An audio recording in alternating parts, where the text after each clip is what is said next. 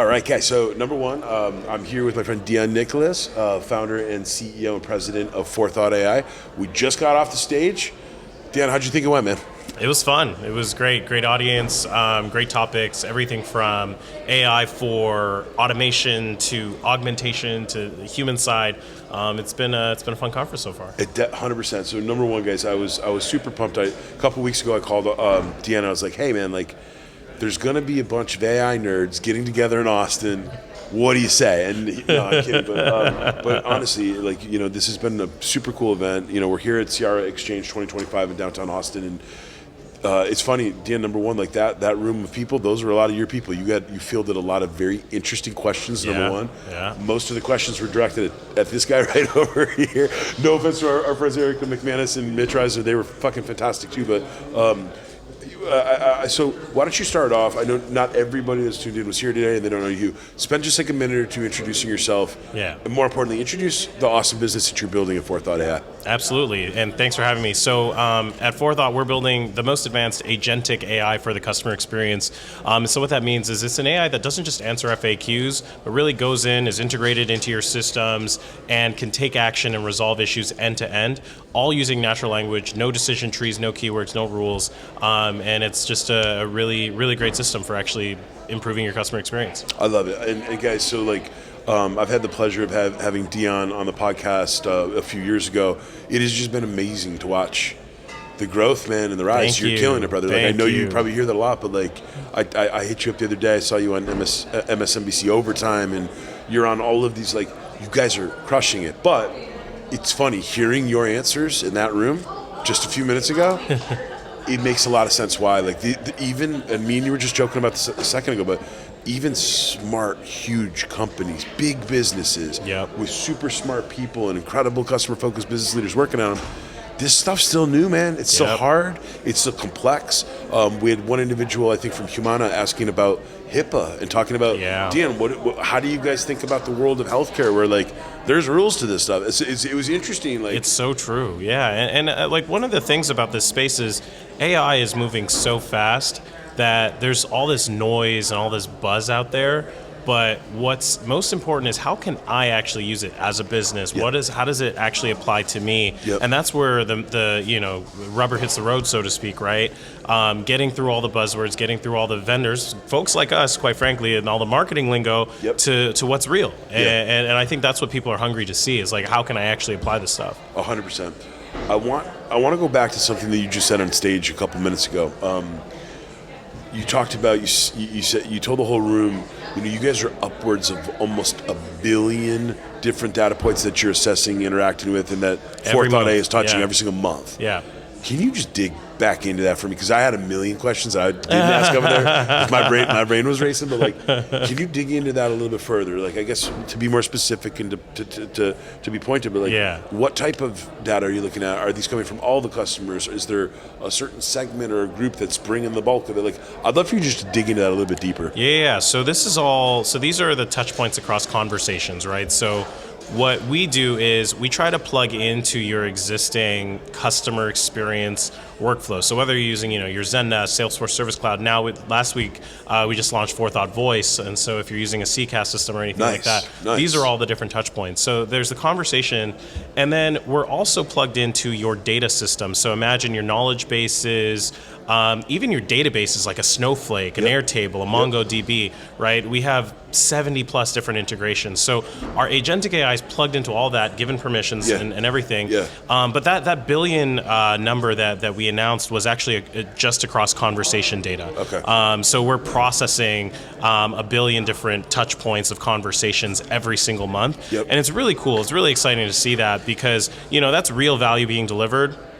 We have over a 71% average resolution rate with our agentic AI that we call Solve that resolves issues. And so that means 71% of issues that come through the Forethought platform are being resolved end to end without a human. And then we have separate AI that's evaluating the quality of that. It's not a deflection, it's not a drop off, it's a resolution. And so we're really excited about seeing true agentic AI operating at scale, delivering value for real companies and their customers every single day. I love it. When I hear you say that, Deon, and I did bring this up on the stage in a different point of context and reference, but when we were at Intercom Pioneer event in London at the end of last year, just a few months back. Yep.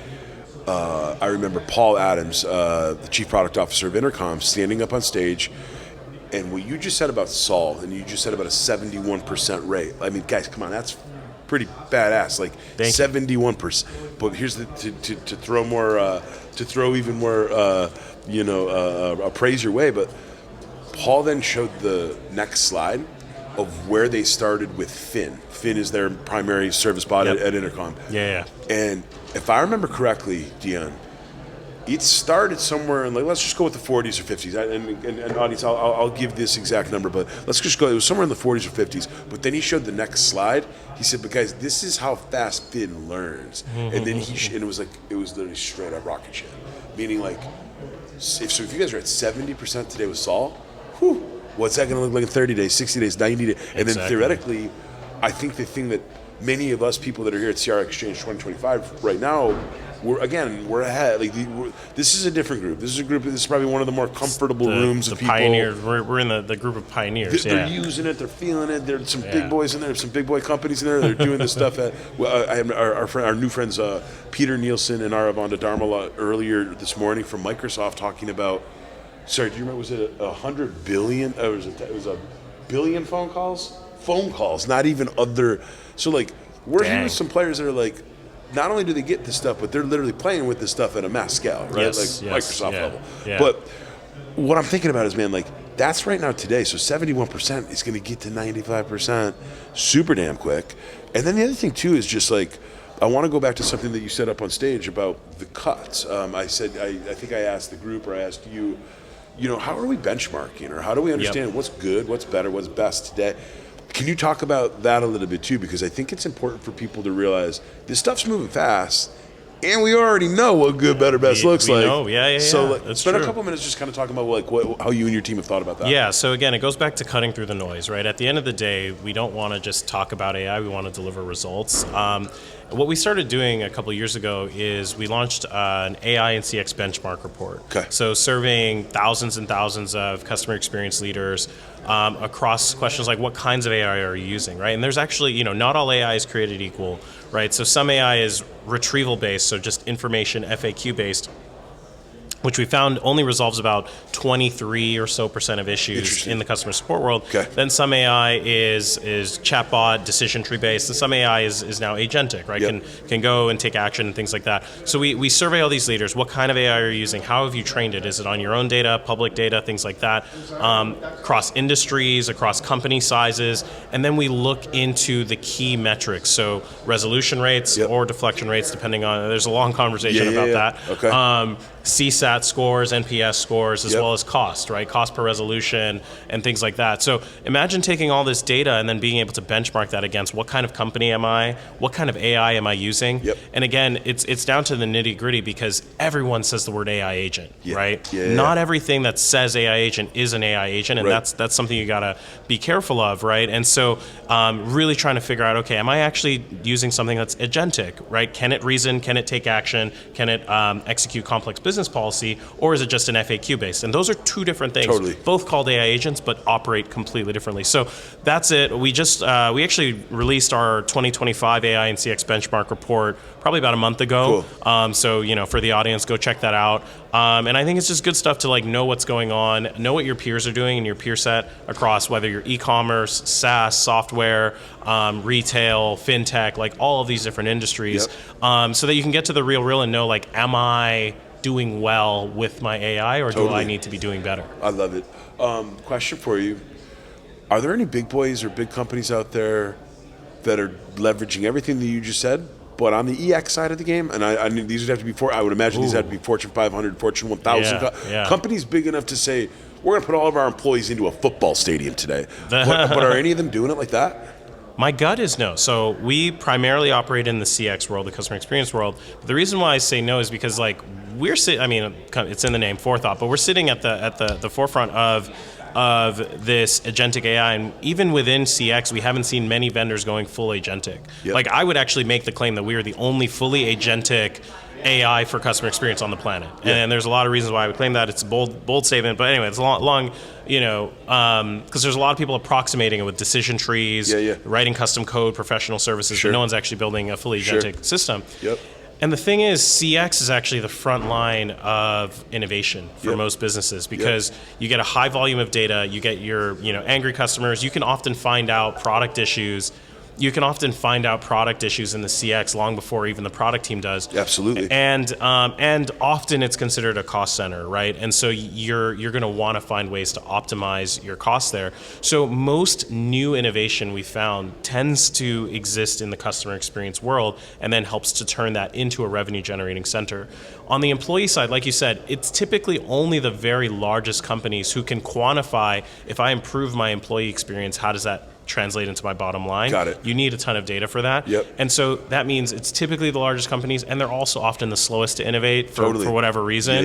And so I think the chances of there being like a giant company that's being able to do that is pretty rare. I mean, we just saw maybe the MoveWorks acquisition on the ITSM side and stuff like that. So we're starting to see some movement, but I think I honestly think there's still a lot more gains to be done in all of these industries. I totally agree. And by the way, what you just said about being one of the forerunners of Agentic AI, dude, you guys literally came up in that same trip that I was in the UK. I went to Dublin SaaS Doc, so SaaS Doc Europe, a few months ago. Forethought was on a slide, and this is cool. This is actually dope. You're gonna like this. It was Des Traynor, who is the co-founder and now chief innovative officer at Intercom.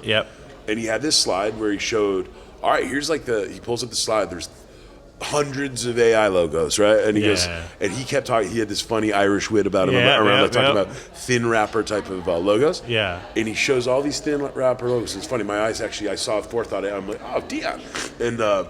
And then the next slide he goes, but here's what we think is going to happen within the next 3 to 5 years. And most of them evaporate. Forethought's logo stayed on there. So even like an Intercom. Well, you gotta show some respect. You know what I mean? The competition, I'm just telling you, but this happened in the world. I appreciate it. I'm a huge fan of the Intercom folks as well. They're awesome. They're awesome folks, and they get what you and your team of Forethought get, which is, and you just said this.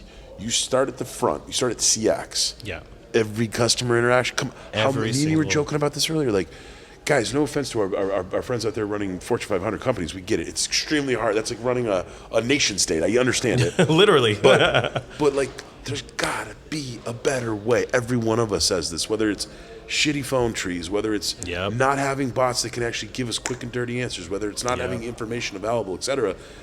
It's 2025, man. Like, there's got to be a better way. Got to get with it. Got to get with the times. Okay, so number one, it was an absolute pleasure having you here. Before I let you go, what's the last question I'm going to finish kind of today's mini with is like, what are some of the big bets that you, either Deon, are making for the rest of 2025? Or said another way, what are like some of the big bets that you and the team of Forethought are making to continue to drive and to fuel and to fan the flames of all this great stuff that you guys got bumping right now?